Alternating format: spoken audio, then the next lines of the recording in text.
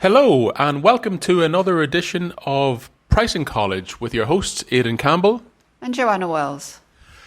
In today's episode we want to cover, I suppose we just passed Black Friday last week and I believe Cyber Monday was Monday. I might be showing my age, but I was never aware of these concepts when I was younger, but now in retail and especially online retail they are extremely prominent.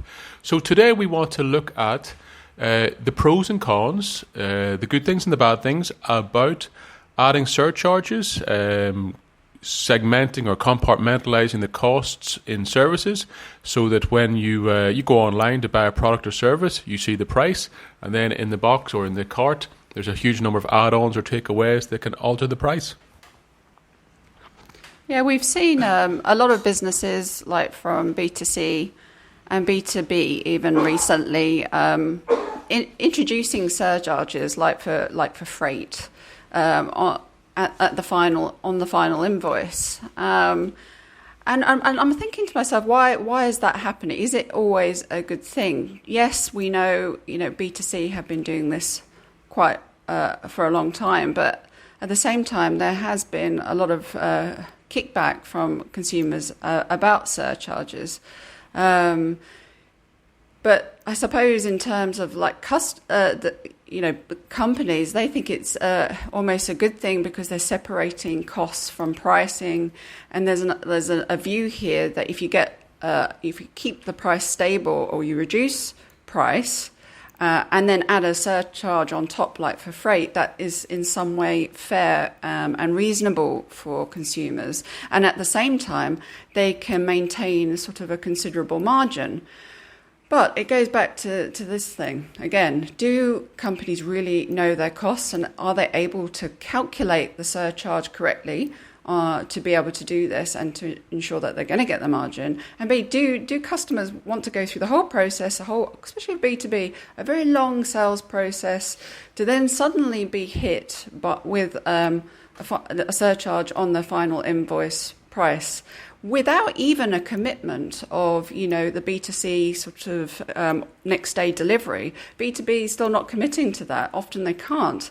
So, what is that surcharge? Is it actually value add for the customer? Or is it more punitive?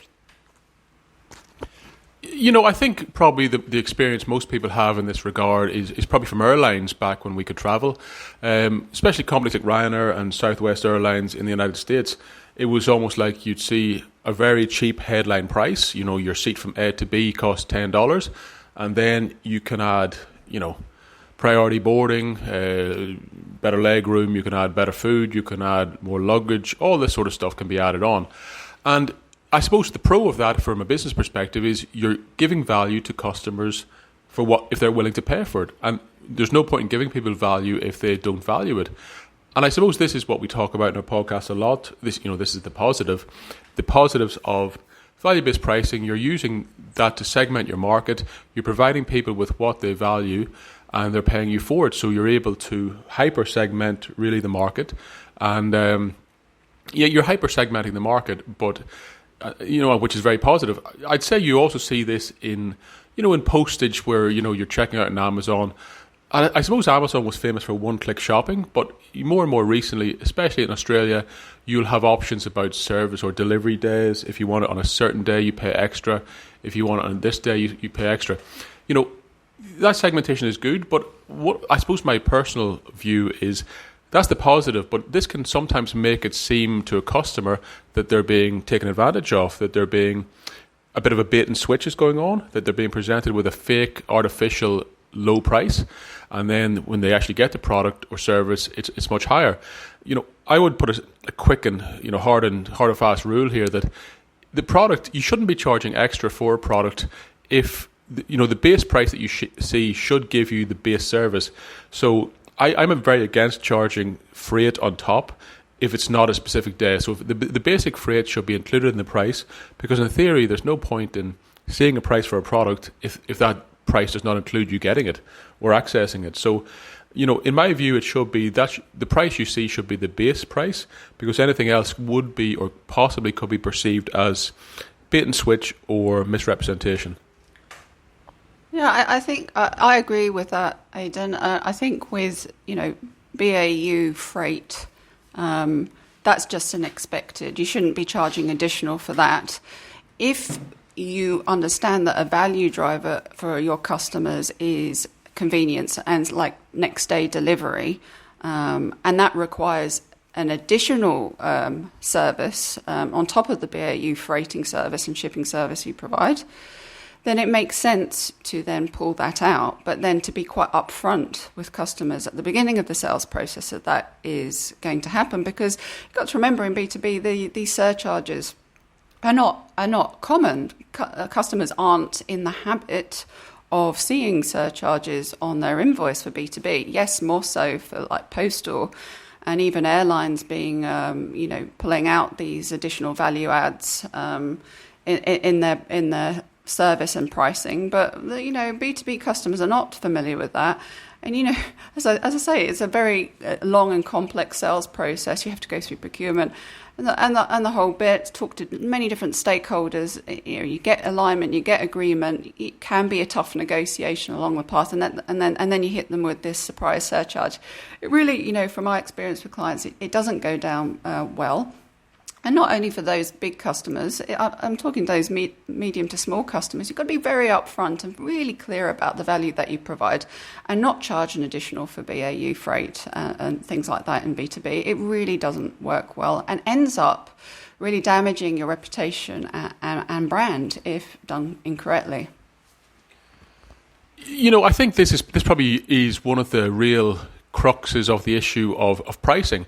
When you get into value-based pricing, and we've talked about it in this podcast, segmenting markets, differentiating customer bases, providing added value where people are willing to pay for it. And people can, I suppose, drink the Kool-Aid on that and, really view it from a selling perspective.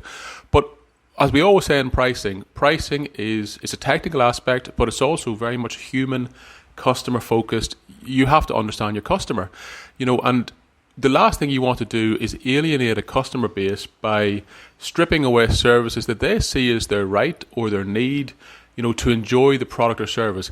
Like the example I'll give is you could check into a 5-star hotel, and of course people appreciate that if you wanted the suite or the presidential suite, you pay more than you do for a standard bedroom. And that's a sensible, accepted, differentiation, value add, etc. If you want breakfast, you pay more.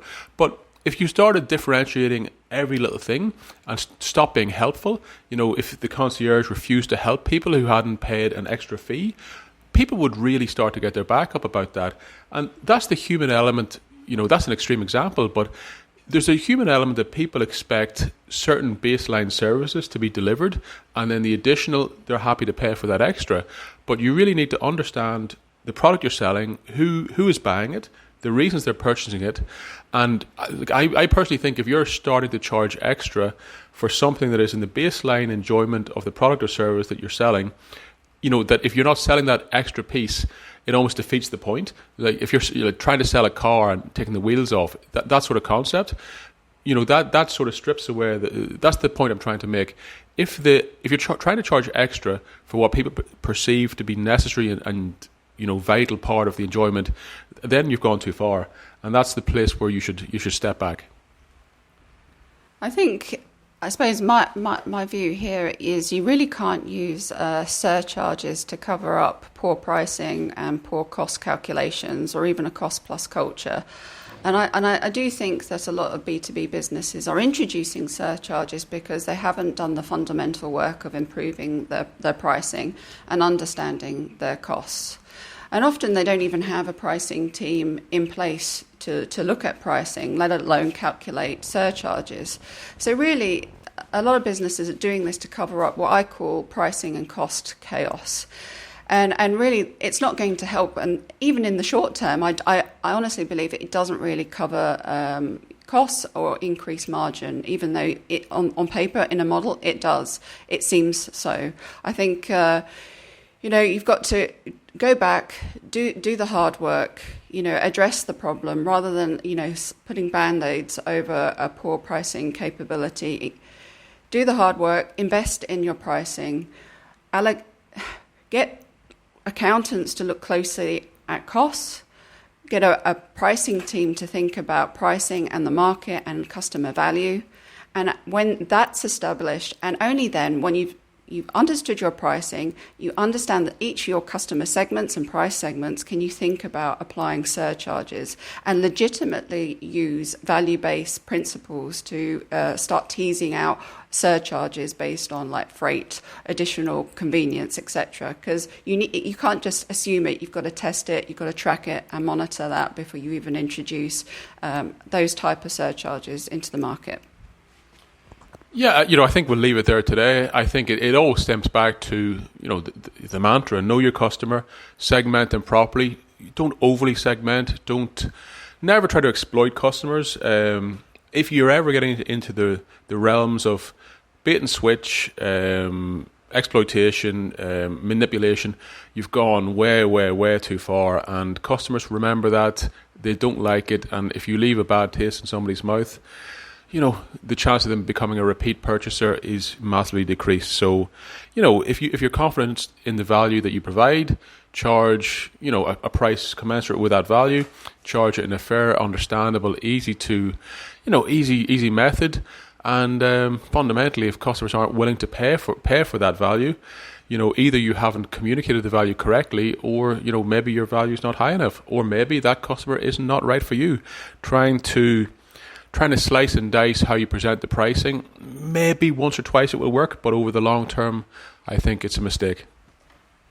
Yeah, I agree. It's a very tactical move, and I don't think companies do it intentionally to coerce or manipulate customers to make more profit. I don't. I think it's often used to cover up a deeper problem that requires hard work to fix, which is, actually improving pricing and understanding and segmenting based on value, which is the harder piece of work. But I think what we're both trying to communicate here is that it's a necessary piece of work. It will provide you with not only long-term gains, but short-term gains. So you won't have to do these sort of tactical and quite reckless moves that are only going to hurt you in the end. So just bear that in mind when you're thinking about surcharges. It may seem good on paper in a model, but realistically, out there in the market, it often isn't a good idea if you don't know your pricing, if you haven't looked at your pricing, and you don't understand your customer base. Yeah, we'll leave it there today. So have a great weekend. Bye.